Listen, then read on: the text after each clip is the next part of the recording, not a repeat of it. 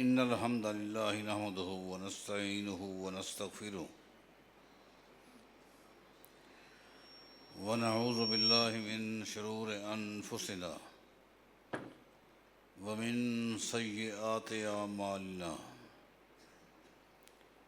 من يهده الله فلا مضل له ومن يضلل فلا هادي له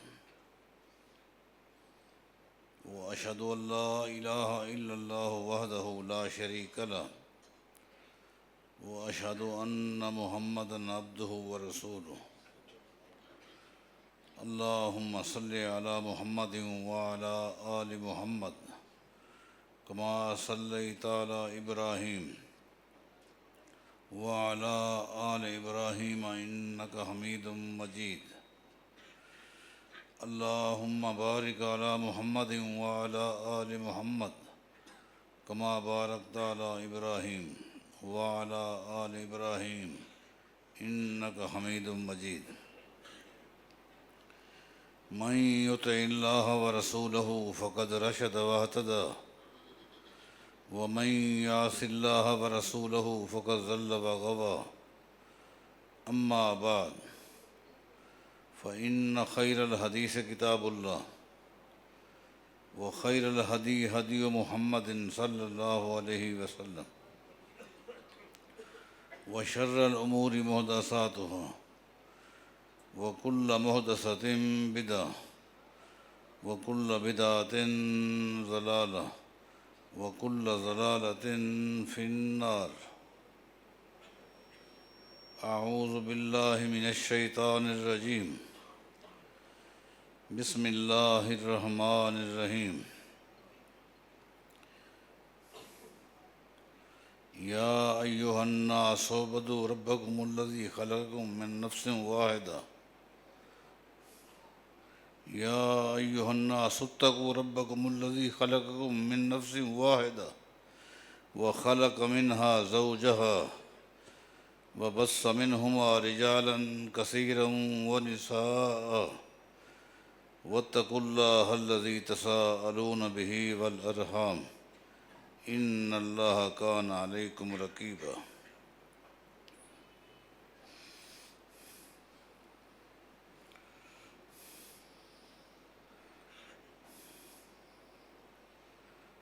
شریعت کی اصطلاح میں نکاح کسے کہتے ہیں؟ آج اس نقطے پر ہماری گفتگو ہوگی کہ نکاح کہتے کسے ہیں۔ نکاح در حقیقت دو افراد کے درمیان ایک معاہدہ ہے کہ جب تک زندہ رہیں گے ایک دوسرے کی عزت، ایک دوسرے کا احترام، ایک دوسرے کی خوشی کو اپنی خوشی، ایک دوسرے کی غمی کو اپنی غمی سمجھیں گے، ایک دوسرے کے خلاف نہ بات کریں گے نہ سنیں گے، کیونکہ عورت ناقص العقل ہے، اس لیے اس معاہدے کا اختیار اسے دینے کی بجائے اس کے ولی کو دیا گیا ہے کہ انتخاب وہی کرے گا، معاہدہ بھی اسی کے ذریعے ہوگا۔ البتہ عورت کو اعتماد میں رکھنا، اس کی موافقت بہت ضروری ہے۔ گواہ اس لیے ہیں تاکہ کسی وقت بھی کوئی معاملہ ہے وہ تو ان سے پوچھا جا سکے۔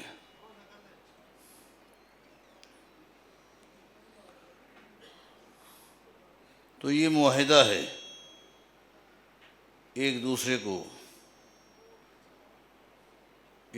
کا مقام، عزت، احترام، اس کی تکلیف کو اپنی تکلیف سمجھنا، اس کی پریشانی کو اپنی پریشانی سمجھنا۔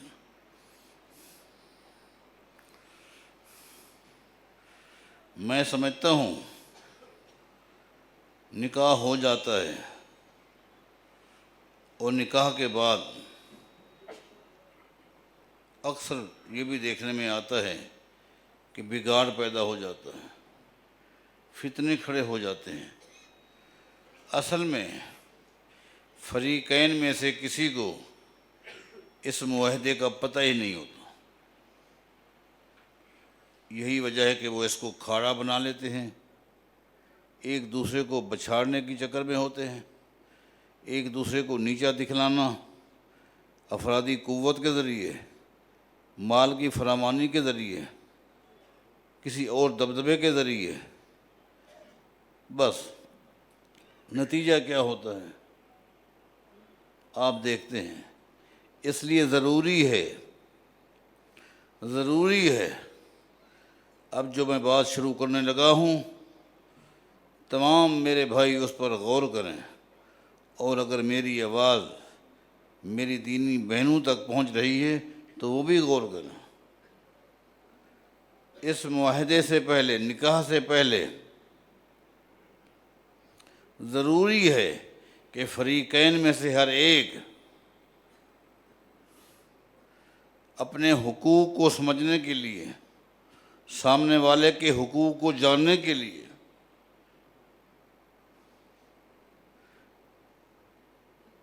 کائنات کے امام محمد الرسول اللہ صلی اللہ علیہ وسلم اور اسی طرح امہات المومنین رضوان اللہ علیہم اجمعین، ان تمام کی سیرت کا مطالعہ کیا جائے، تاکہ آپ کو پتہ چلے ہمدردی کس چیز کا نام ہے، خیر خواہی کس چیز کا نام ہے، ایک دوسرے کی تکلیف کو اپنی تکلیف سمجھنا کہتے کس کو۔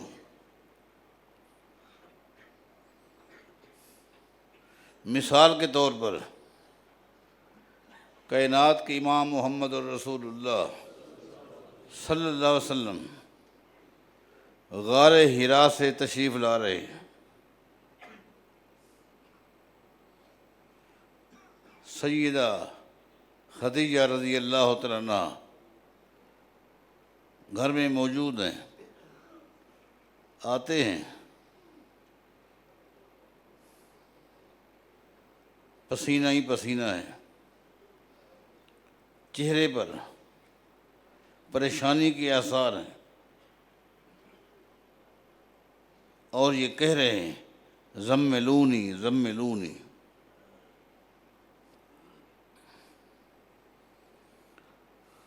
ایک بیوی کو خامند کے حوالے سے نباز ہونا چاہیے، اور ایک خامند کو بھی بیوی کے حوالے سے نباز ہونا چاہیے۔ میں دونوں کی مثالیں آپ کو دیتا رہوں گا انشاءاللہ۔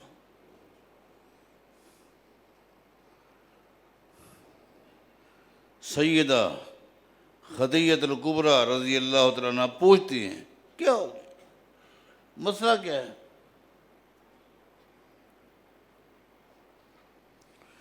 نبی علیہ السلام نے پوری بات بتائی۔ سیدہ خدیجہ رضی اللہ تعالیٰ عنہ سنتی رہی، میرے ساتھ کیا معاملہ ہوا، پتہ نہیں وہ کون تھا، انسان تھا، جن تھا، فرشتہ تھا، کس طرح اس نے مجھے آ کر دبوچا، مجھے بار بار وہ کہہ رہا ہے اقرا، میں جواب دے رہا ہوں ما انا بقارئ، میں کیا پڑھوں، میں تو پڑھا لکھا نہیں ہوں۔ آخر یہ کلمات اس نے مجھے کہلوائے، اقرا بسم ربک الذی خلق، خلق الانسان من علق، اقرا وربک الاکرم الذی علم بالقلم، علم الانسان ما لم یعلم۔ چلا گیا۔ جس وقت نبی علیہ السلام نے کہا خدیجہ لقد خشیت علی نفسی، یہ جملہ جب کہا تو سیدہ خدیجہ رضی اللہ عنہا کے رونگٹے کھڑے ہو گئے۔ کیا کہا؟ لقد خشیت علی نفسی۔ خدیجہ خلاصہ یہ ہے، میں تو اس نتیجے پر پہنچا، آج میری زندگی کا آخری دن ہے، میں فوت ہو جاؤں گا۔ خامند جب یہ جملے استعمال کریں، لقد خشیت علی نفسی، آج میرے ساتھ جو معاملہ آیا ہے میں تو یہی سمجھا اب میرا آخری وقت ہے۔ اب نبی علیہ الصلوۃ والسلام کو تسلی ایک بیوی کس طرح دیتی ہے، ذرا خواتین کو سوچنا چاہیے۔ یہ نہیں کہا بس آج کے بعد آپ وہاں نہ جائیں، کیا ضرورت ہے اتنا دور جانے کی، اتنا بلندیوں پر جانے کی، جو بھی اللہ کو یاد کرنا ہے یہاں بیٹھ جائیں۔ نہیں، گفتگو سننے کے بعد کیا کہتی ہیں؟ کلا واللہ لا یخزیک اللہ ابدا انک لتصل الرحم وتحمل الکل وتکسب المعدوم وتقرئ الضیف وتعین علی نوائب الحق وفی روایت وتصدق الحدیث۔ اے محمد صلی اللہ علیہ وسلم، چونکہ اس وقت آپ کی حیثیت سیدہ خدیجہ رضی اللہ تعالیٰ عنہ کے سامنے ایک خامند کی تھی، محمد بن عبداللہ کی حیثیت تھی، محمد رسول اللہ کی نہیں تھی۔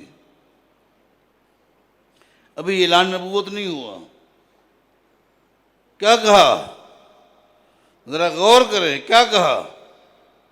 اے محمد صلی اللہ علیہ وسلم، دنیا کے اندر ایک اچھے انسان کی جو خوبیاں ہیں وہ مختلف لوگوں میں پائی جاتی ہیں۔ کسی کے اندر یہ خوبی ہے وہ سچ بولتا ہے، کسی کے اندر یہ خوبی ہے وہ مہمان نواز ہے، غریبوں کا ہمدرد ہے۔ یہ ہے خوبی، یہ خوبی ہے۔ لیکن اے محمد صلی اللہ علیہ وسلم، زمین پر رہنے والے لوگ جن میں انفرادی طور پر اچھی خوبیاں پائی جاتی ہیں، ایک اچھے سے اچھے انسان کے اندر جو خوبیاں ہونی چاہیے وہ ساری کی ساری آپ میں پائی جاتی ہیں۔ کلا واللہ لا یخزیک اللہ ابدا، ایسا شخص جو اس طرح کے اوصاف حمیدہ کا مالک متصف ہو، اللہ اسے زندگی کی کسی موڑ پہ رسوا نہیں کرے گا۔ سیدہ عائشہ، سیدہ خدیجہ رضی اللہ تعالیٰ عنہ کے ان جملے سے نبی علیہ السلام کو سکون مل گیا، سکون مل گیا، پریشانی ختم ہو گئی، سکون میں آ گئے۔ یہ ہے ایک بیوی کا کردار، خاوند کو کس طرح مطمئن کیا، سکون آ گیا۔ لیکن خاوند کو تو سکون آ گیا، لیکن سیدہ خدیجہ پریشان ہے۔ خاوند کو تو مطمئن کر دیا، خود پریشان ہے کہ آخر وہ کون تھا، وہ آنے والا کون تھا، ان کے مقاصد کیا تھے، اس کی گہرائی میں جانا چاہیے۔ آخر وہ کون تھا، انسان تھا، جن تھا، فرشتہ تھا؟ اس طرح کے کلمات کہہ کے چلا گیا تو کیا مقصد تھا، وہ کیا چاہتا تھا؟ اپنے آپ کو مطمئن کرنا چاہتی ہے، خاوند مطمئن ہو گئی۔ اب نبی علیہ السلام سے کہتی ہیں آپ میرے ساتھ چلیں، ورقہ بن نوفل کے پاس چلتے ہیں۔ دیکھیں، یہ ہے ایک فرما بردار خیر خواہ بیوی جو مکمل خاوند کو بھی خود بھی سکون حاصل کرنا چاہتی ہے، خود بھی مطمئن ہونا چاہتی ہے۔ ورقہ بن نوفل کے پاس حالانکہ سیدہ خدیجہ جانا نہیں چاہتی تھی، لیکن چونکہ معاملہ خاوند کا تھا اس لیے لے کر گئی۔ جانا کیوں نہیں چاہتی تھی؟ اس لیے کہ ایک وقت تھا ورقہ بن نوفل نے پیغام بھیجا تھا نکاح کے لیے، سیدہ خدیجہ نے انکار کر دیا تھا۔ جب کوئی انکار کر دے تو پھر آنا جانا تھوڑا سا آپ سمجھتے ہیں کہ میں نے پیغام بھیجا، میرا ایک مقام تھا، میری ایک حیثیت تھی، اگلے نے انکار کر دیا، رشتہ داری بھی تھی۔ ورقہ بن نوفل پہلے مشرک تھا، قوم برادری کے باپ دادا کے دین پر تھا، پھر وکان عمران تنصر فی الجاہلیت، اس کے بعد اس نے تحقیق کی کہ یہ شرک، بتوں کی پوجا کرنا، یہ میرا ضمیر اجازت نہیں دیتا، تو اس کو نصرانیت سمجھ آئی، تو وہ نصرانی ہو گیا تھا، تورات کا عالم تھا، انجیل کا عالم تھا، اور بلکہ کتابیں لکھتا تھا۔ وَقَانَ شَيْخًا كَبِيرًا قَدْ عَمِيَ، جس وقت سیدہ خدیجہ لے کر گئی اس وقت وہ نبینہ ہو چکا تھا، لے کر گئی، نبی علیہ السلام کو لے کر گئی اور کہا یا ابن عم، یہ آپ کا بھی بھتیجا ہے، عمر کے لحاظ سے اللہ کے نبی چھوٹے تھے، ان سے آپ پوچھیں اس کے ساتھ کیا معاملہ ہوا ہے، پوری بات سنیں اور بتائیں کیا مسئلہ ہے، میں پریشان ہوں، ہم سکون چاہتے ہیں۔ ورقہ بن نوفل نے پوچھا یا ابن اخی ماذا ترى، کیا معاملہ ہے؟ فأخبرہ رسول اللہ صلی اللہ علیہ وسلم الخبر ما رأى، پورا واقعہ نبی علیہ السلام نے ورقہ بن نوفل کو سنایا۔ میں اس طرح جایا کرتا تھا لیکن آج اس طرح ہوا ہے میرے ساتھ، پتہ نہیں وہ کون تھا، میرے جسم کو دبوچا، یہ کلمات کہیں، میں بہت پریشان ہو گیا۔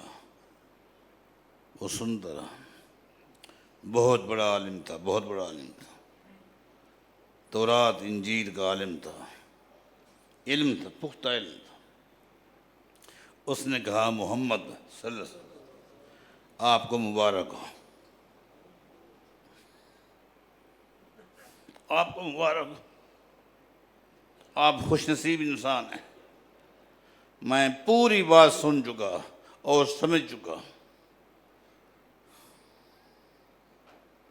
ان ھذا الناموس، ان ھذا الناموس الذی نزل اللہ علی موسیٰ علیہ السلام، یہ کوئی جن نہیں تھا، یہ وہ فرشتہ تھا جو اللہ کے پیغامات موسیٰ علیہ السلام کو پہنچاتا تھا۔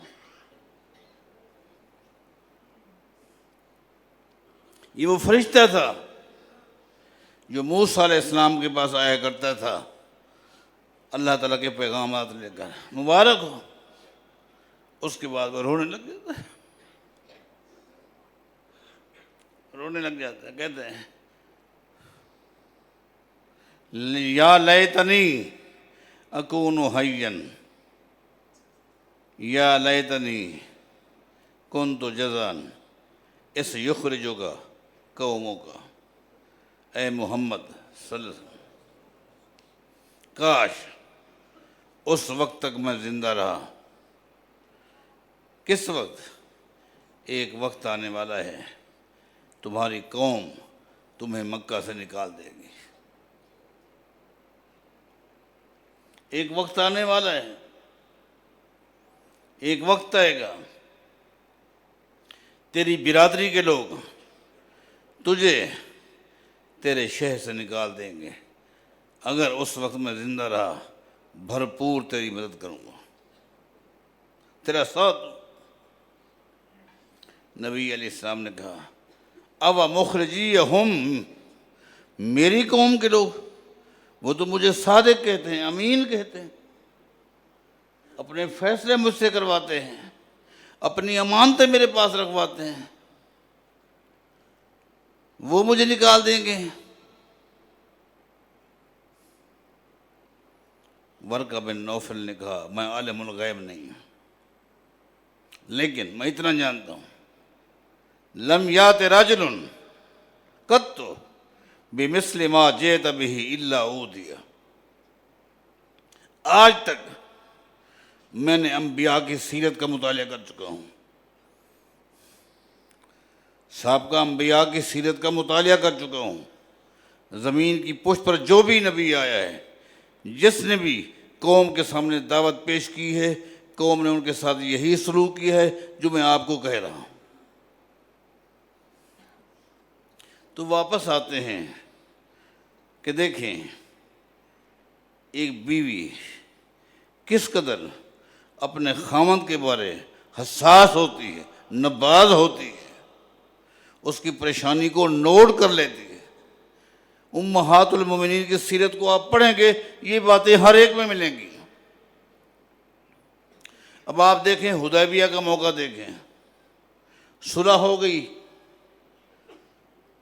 صلح ہو گئی، شرائط طے ہو گئے، دستخط ہو گئے،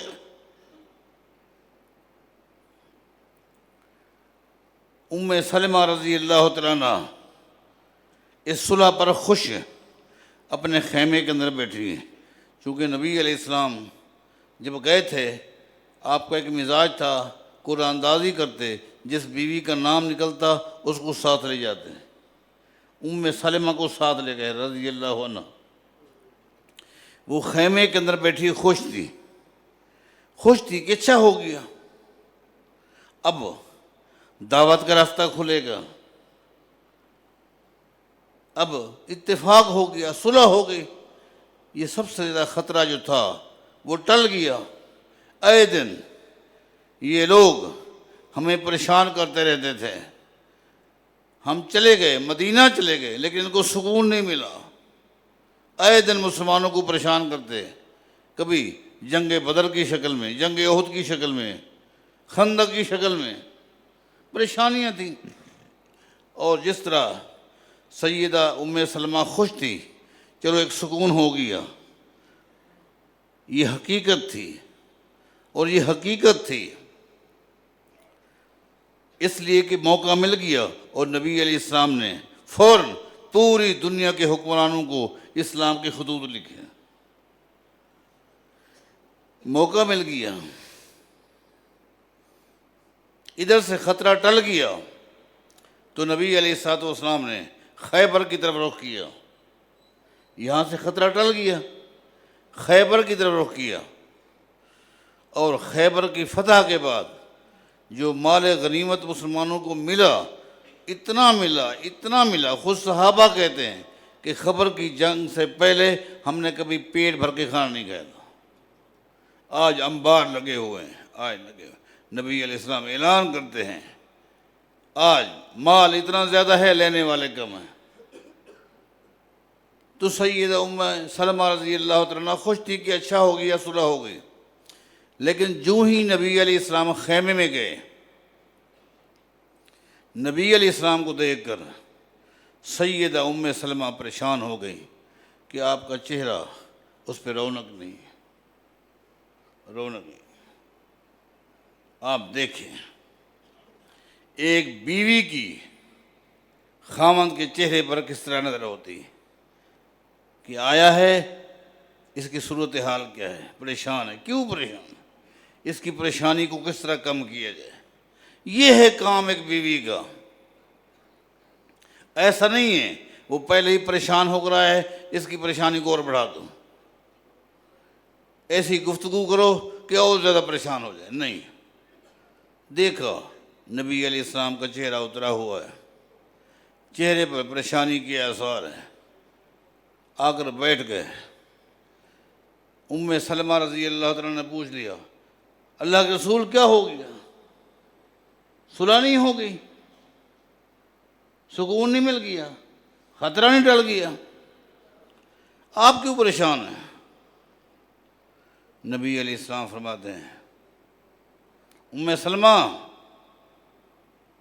اما ترین الی الناس آمرہم بامر لا یفعلونہ، میں کیوں پریشان ہوں؟ مجھے صحابہ سے بڑی امیدیں تھیں، مجھے صحابہ کرام سے بڑی امیدیں تھیں، جان مانگوں گا جان دے دیں گے، مال مانگوں گا مال دے دیں گے۔ آج دیکھیں، ایک چھوٹی سی بات کہی ہے، انہوں نے عمل نہیں کیا۔ میں پریشان نہ ہوں، میں نے خالی ان کو کہا ہے صلح ہو گئی ہے، لہذا جو لوگ اپنے ساتھ جانور لے کر آئے ہیں اٹھو اور ذبح کر دو، کیونکہ عمرے کے بعد بھی سنت ہے آپ جانور ذبح کر سکتے ہیں، اگرچہ تاکید نہیں ہے۔ جو جانور ساتھ لے کر آئے ہیں جانور ذبح کر دو۔ ام سلمہ رضی اللہ عنہ 3 مرتبہ، میں نے کہا ہے 3 مرتبہ، ایک صحابی نے بھی اٹھ کر جانور ذبح نہیں کیا۔ میں کیا امید رکھوں ان سے؟ میرا کیا بچا؟ کیا توقع تھی مجھے ان سے؟ قربان جائیں ام سلمہ رضی اللہ عنہ۔ ایک بیوی کے کردار پر غور کریں۔ جس بات پر بار بار زور دے رہا ہوں وہ یہ ہے،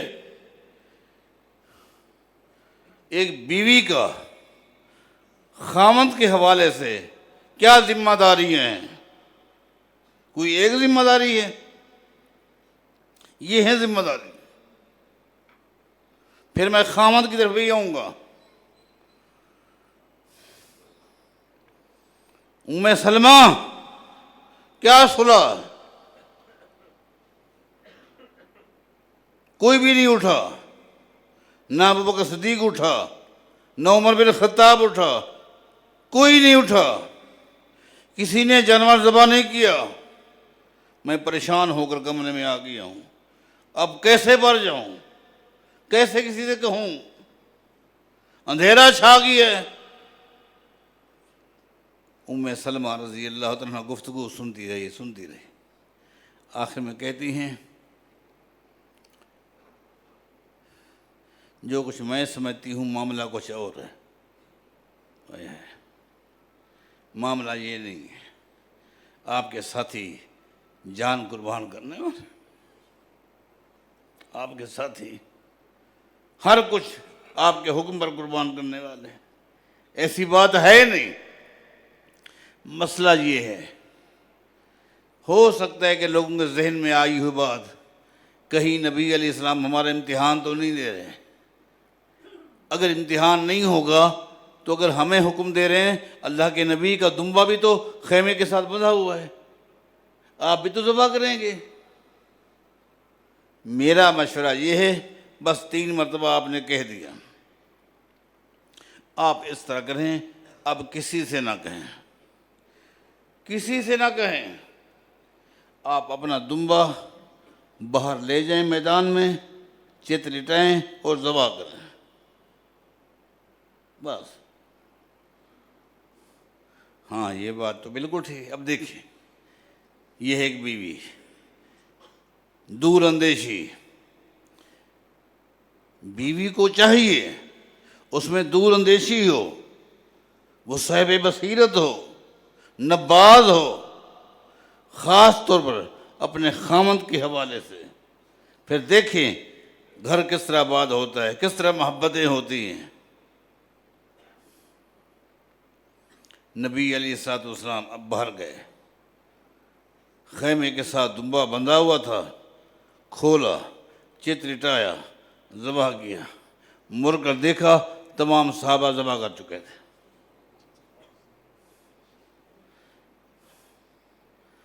یہ ہے بیوی، در حقیقت ایک ساتھی ہے، ہمدرد، تسلی دینے والا ایک ساتھی ہے۔ زندگی کے ہر موڑ پہ اس کو یہ ذمہ داری نبھانی چاہیے۔ اگر دوسری طرف آتے ہیں، ایک خاوند کو بھی چاہیے بیوی کے حوالے سے اسے بھی نباز ہونا چاہیے۔ ایسا نہیں ہے کہ اس کی تھوڑی سی تکلیف کو دیکھ کر ایسے جملے کسے اس کی تکلیف اور بڑھ جائے، اس کی پریشانی اور بڑھ جائے۔ گھر برباد ہوتے کیسے ہیں؟ ہم نے کبھی ان باتوں پر غور کیا ہی نہیں۔ آپ دیکھیں، ایک شخص فوت ہو گیا، صحابی تھا، نبی علیہ السلام گئے، نماز جنازہ میں شریک ہوئے، واپس آئے، دیکھا سید عائشہ رضی اللہ تعالیٰ عنہ نے سر پہ دوپٹہ باندھا ہوا ہے کھینچ کر، اور بہت پریشانی کے عالم میں واراسا پریشان تھے، حد درجہ پریشان تھے۔ اب نبی علیہ السلام نے دیکھ لیا اس کی پریشانی بہت ہے، اب اس کی پریشانی کو کم کس طرح کی؟ یہ ہے ایک خامد کو چاہیے وہ بیوی کی پریشانی کو کم کرے، بڑھائے نا۔ آج تو ایسے جملے کہ پریشانی اور بڑھ جاتی ہے۔ نہیں، وہ آپ کا ایک ساتھی ہے، وہ پریشان ہے، یہ بات کی بات ہے، پوچھنا کیا مسئلہ تھا، کیا چیز کھائی تھی، کیا چیز پی تھی، یا کسی نے کوئی ایسی بات کہی، آپ پریشان ہو، لیکن پہلے اس کی پریشانی کو کم کریں۔ پریشانی کو کم کرنے کا انداز دیکھیں۔ جب سید عائشہ رضی اللہ تعالیٰ عنہ حد درجہ پریشان تھی، رو رہی تھی، ہو سکتا ہے میں مر جاؤں، تکلیف بڑھ گئی ہے۔ اب نبی علیہ الصلوۃ والسلام اس کو دوستانہ ماحول میں کیا کہتے؟ لو مت قبلی لغسلتک، عائشہ رضی اللہ عنہ اگر تیرا انتقال مجھ سے پہلے ہو گیا تو خوش نصیب ہوگی، تو خوش نصیب ہوگی، جو تجھے سعادت ملے گی کسی کو نہیں ملی۔ کیا؟ اب سید عائشہ غور کر رہی ہے، فرمایا لغسلتک، تیرا اگر انتقال ہو گیا میں محمد تجھے غسل دوں گا صلی اللہ علیہ وسلم۔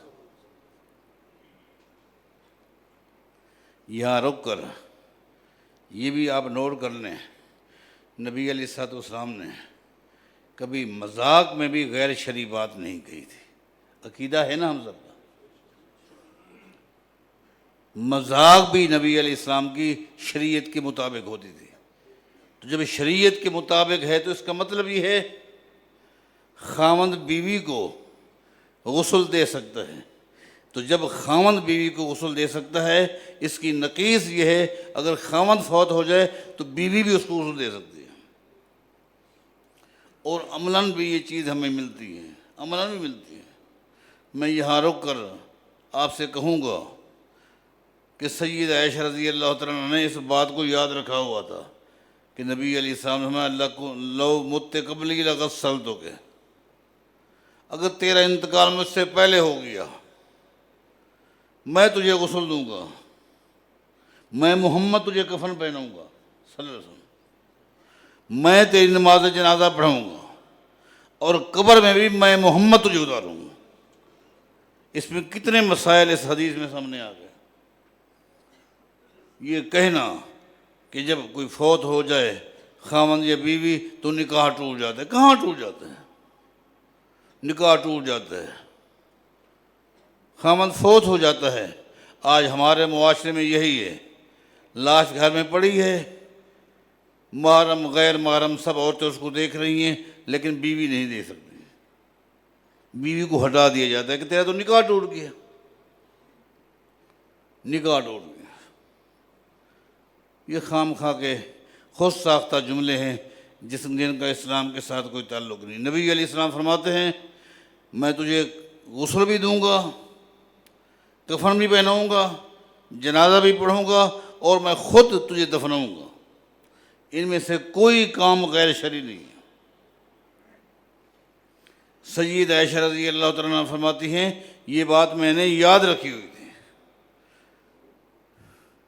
جس دن نبی علیہ السلام فوت ہوئے، جس دن نبی علیہ السلام فوت ہوئے، اس دن اس قدر ہم لوگ پریشان تھے، اس قدر پریشان تھے۔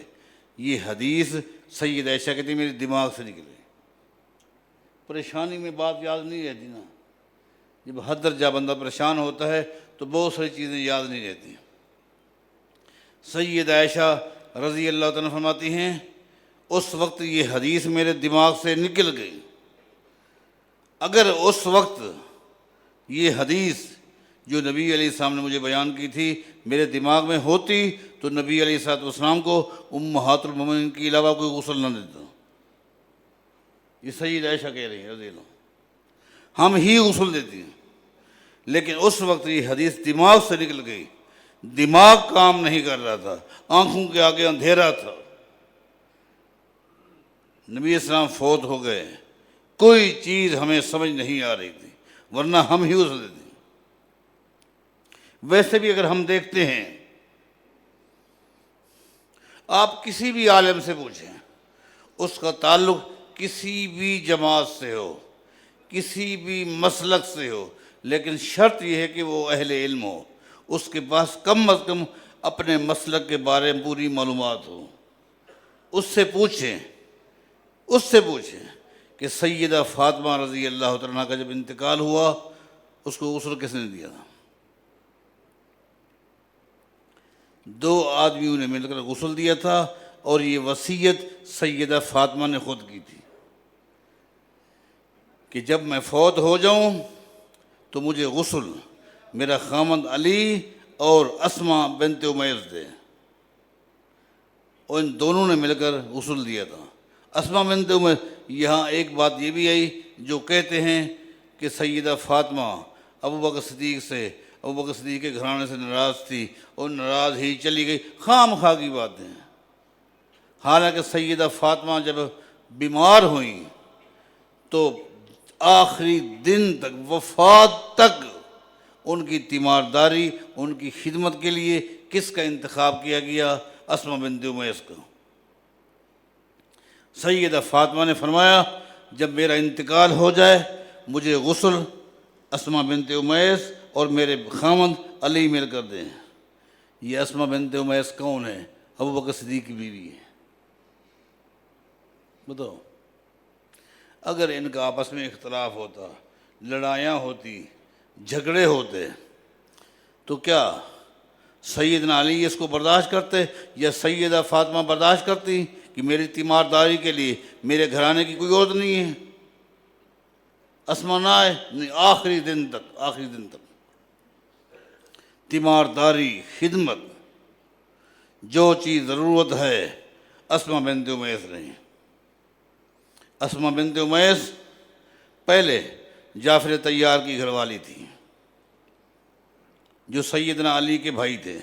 جب وہ شہید ہو گئے، ان کی شہادت کے بعد نبی علیہ السلام نے اسماء بنت امیس کا نکاح ابوبکر صدیق کے ساتھ کیا تھا۔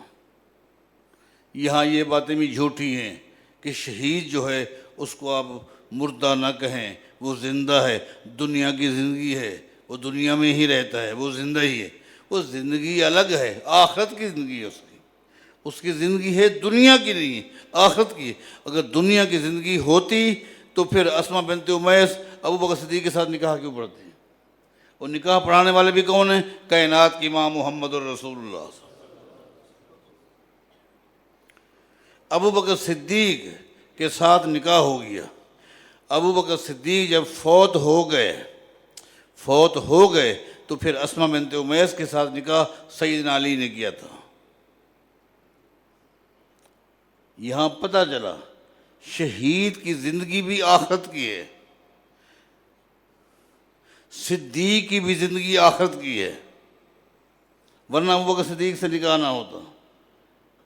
ابوبکر صدیق دنیا سے چلے گئے، اب ان کی زندگی آخرت کی ہے، برزخ کی ہے، دنیا کی نہیں ہے۔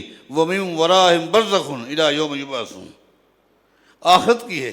تبھی تو اسماء بنت امیس کا نکاح سیدنا علی کے ساتھ ہو۔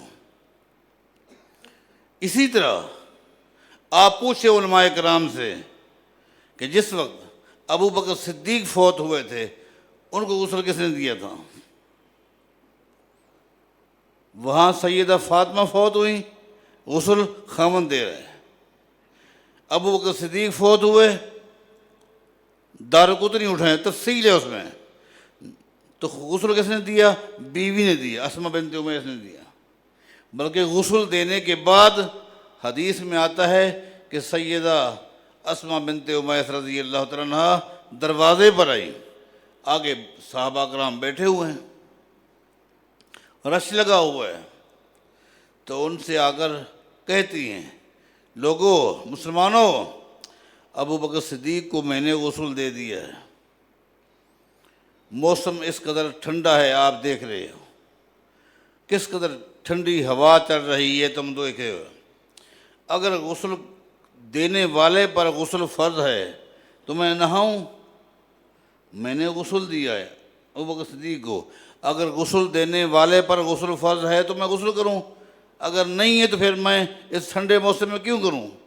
تمام صحابہ جو بیٹھے تھے، تابعین بیٹھے تھے، بالاتفاق کہا، بالاتفاق۔ کس نے کہا؟ کس نے کہا غسل دینے والے پر فرض ہے؟ کوئی غسل فرض نہیں ہوتا۔ تو میں عرض کر رہا تھا کہ دیکھیں نبی علیہ الصلوۃ والسلام نے سیدہ عائشہ کی پریشانی کو کس طرح ایک مخصوص انداز میں دور کیا، ایک مخصوص انداز میں دور کیا۔ عائشہ تو پریشان کیوں ہیں؟ ساتیں بتائی، سیدہ عائشہ کی ساری پریشانی دور ہو، سکون مل گیا۔ ایک خامد کی ذمہ داری ہے کہ بیوی کی پریشانی کو دور کرے، حالات کی مناسبت سے اس کو مطمئن کرے، پریشانی کو سمجھے کیوں ہیں، کیوں یہ ذمہ داریاں ہیں طرفین سے۔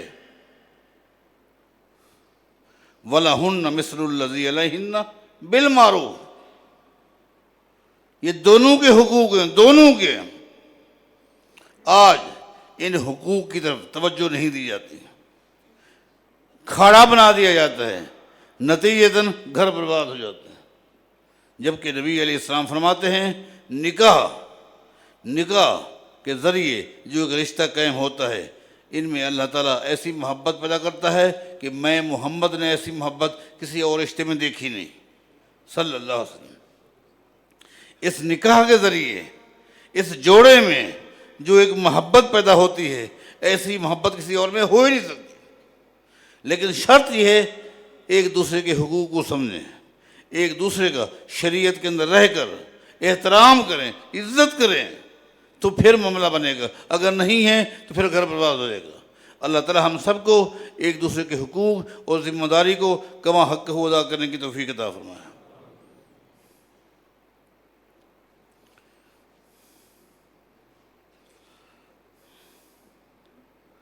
ان الحمد للہ نحمدہ ونستعینہ ونستغفرہ ونعوذ باللہ من شرور انفسنا وسیئات اعمالنا، من یہدہ اللہ فلا مضل لہ ومن یضلل فلا ہادی لہ، واشہد ان لا الہ الا اللہ وحدہ لا شریک لہ، واشہد ان محمدا عبدہ ورسولہ، من یطع اللہ ورسولہ فقد رشد واہتدی، ومن یعص اللہ ورسولہ فقد ضل وغوی، اما بعد فإن خیر الحدیث کتاب اللہ وخیر الہدی ہدی محمد صلی اللہ علیہ وسلم، وشر الامور محدثاتها وکل محدثۃ بدعہ وکل بدعۃ ضلالہ وکل ضلالۃ فی النار۔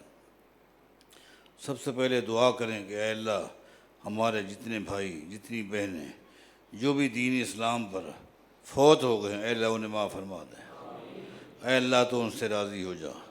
ہم میں سے جن کے والدین، والد، والدہ، بہن، بھائی، دوست، احباب جو بھی اسلام پر فوت ہو گئے ہیں، اے اللہ ان کی قبروں کو منور فرما دے، جنت کا باغیچہ بنا دے۔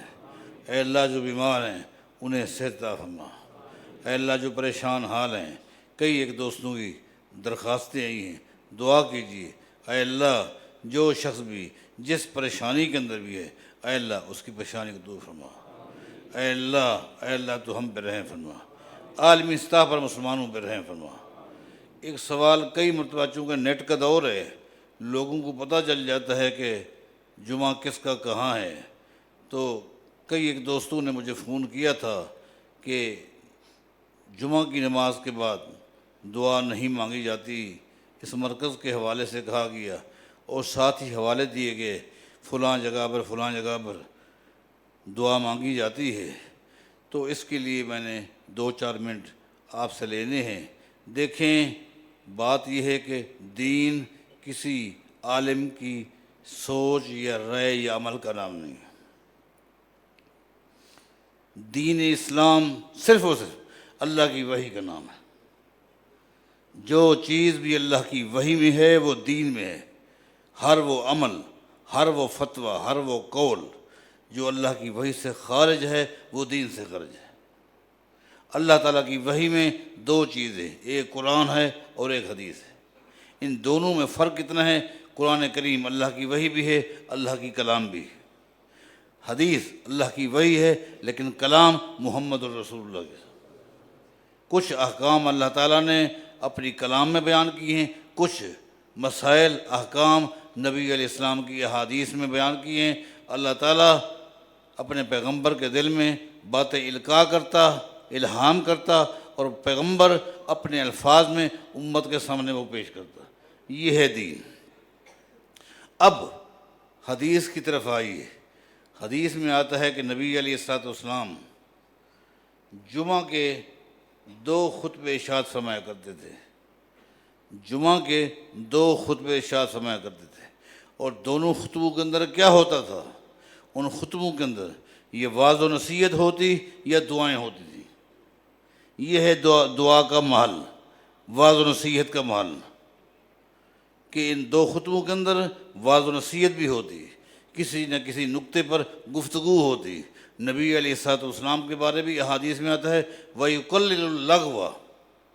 وَيُقَلِّلُ اللَّغْوَ کا معنی یہ ہے نبی علیہ السلام ایک ٹاپک کو لے کے چلتے تھے، اس ٹاپک سے ہٹ کر گفتگو نہیں کرتے تھے۔ یہ ہے یقلل اللغو کا معنی، کہ اس بات تاکہ لوگوں کے ذہن میں ایک نقطہ بیٹھ جائے، عقیدے کے حوالے سے، عمل کے حوالے سے، اخلاقیات کے حوالے سے، دعوت کے حوالے سے کوئی نہ کوئی ایک نقطے پر نبی علیہ السلام گفتگو فرماتے تھے۔ یہ آپ کی نصیحت کا انداز ہوتا تھا، اور ساتھ ہی آپ دعائیں مانگا کرتے تھے۔ تو یہ دعا مانگنے کا محل بھی یہی ہے۔ اور میں سمجھتا ہوں، میں نے دیکھا ہے یہاں جو بھی اہل علم آتے ہیں، اور میں نے دیکھا ہے کہ وہ ان خطبوں کے اندر جہاں کسی نقطے پر گفتگو کرتے ہیں، وعظ و نصیحت کرتے ہیں، اس کے ساتھ ساتھ وہ دعائیں بھی مانگتے ہیں۔ یہ دعاؤں کا محل ہے۔ اور نماز کے بعد اجتماعی طور پر جس طرح بعض جگہوں پر دعائیں مانگی جاتی ہے، بلکہ اس دعا کو نماز کا ایک حصہ سمجھا جاتا ہے۔ اگر کوئی دعا نہ مانگے اس کو معیوب سمجھا جاتا ہے۔ یہ کیا ہے؟ انتظار لوگ کرتے رہتے ہیں کہ دعا ہوگی تو اٹھیں گے۔ تو اس طرح اجتماعی دعا نبی علیہ السلام سے نہ قولاً ثابت ہے، نہ فعلاً ثابت ہے، نہ تقریراً ثابت ہے۔ یہ میرے علم کے مطابق ہے کہ یہ 2 خطبے ہیں، دونوں کے اندر وعظ و نصیحت بھی ہے، اور ساتھ ہی ساتھ اس میں کیا ہے؟ دعا بھی ہے۔ دعا آ گئی، دعا ہوتی ہے پوری امت کے لیے دعائیں مانگی جاتی ہیں، جس طرح آج ہم نے مانگی ہے کہ اے اللہ تو ہم پہ رحم فرما، اے اللہ تو ہم پہ رحم فرما، اے اللہ مسلمانوں پہ رحم فرما، اے اللہ مسلمانوں کا صرف تو ہی مددگار ہے، تیرے علاوہ کوئی بھی نہیں ہے، اے اللہ تیرے علاوہ مسلمانوں کا کوئی بھی خیر خواہ نہیں، سب لوگ تیرے دین کے بھی دشمن ہیں، مسلمانوں کے بھی دشمن ہیں، اے اللہ تو ان کا خیر خواہ ہے، تو ان پہ رحم فرما، اے اللہ کشمیر، اے اللہ فلسطین، چیچنیا، دنیا میں کہاں کہاں ظلم ہو رہا ہے، جہاں بھی ہم دیکھتے ہیں ظلم کی چکی میں مسلمان ہی پیسے جا رہے ہیں۔ لوگوں نے اس کو تماشا بنایا ہوا ہے، کھلونا بنایا ہوا ہے۔ اے اللہ تو ان کی مدد فرما، اے اللہ تو ان کو اتحاد نصیب فرما، اے اللہ تو ان مسلمانوں کو اپنے عقیدے، اپنے اخلاق، اپنے معاملات پر بھی نظر ثانی کی توفیق عطا فرما۔ اللہ ہم سے ناراض ہے، اللہ کو کس طرح راضی کریں، اے اللہ ان کو اپنے قریب کرنے کی بھی توفیق عطا فرما۔ سبحان ربک رب العزت عما یصفون وسلام علی المرسلین الحمد للہ رب العالمین۔